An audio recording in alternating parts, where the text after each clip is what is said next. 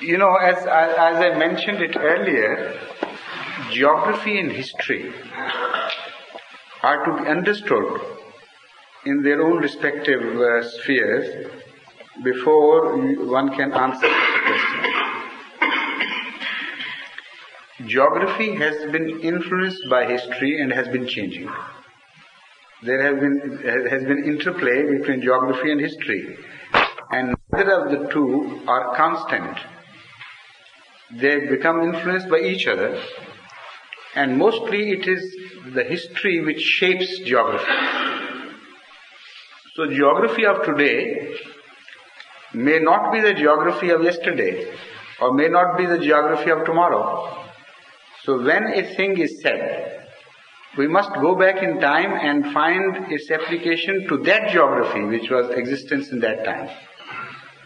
When Hazrat Muhammad Mustafa sallallahu alaihi wasallam prophesied about someone from Ahle Faras, what was Faras?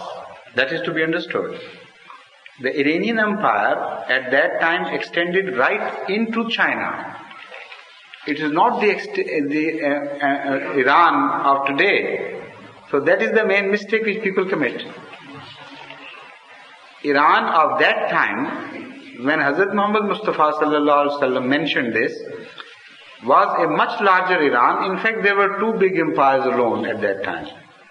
One, the Eastern Empire, that was that of Kisra, and one, the Western Empire, that was of Kaiser. These were the two empires known to Hazrat sallallahu alaihi wasallam. In the Eastern Empire, in terms of territory, was much bigger than the Western Empire. As I have told you, you read the history and find out the geographical limits of the Eastern Empire, that is Kisra's empire. You'll find that they extended right into China. A great part of that territory which today is China was then part of Iran. And Fars was a province of Iran. Yet the Arabs also used Faris for the whole of Iran. So this factor also is to be taken into account. So anyone who happened to be Iranian could be called Ahle Faras.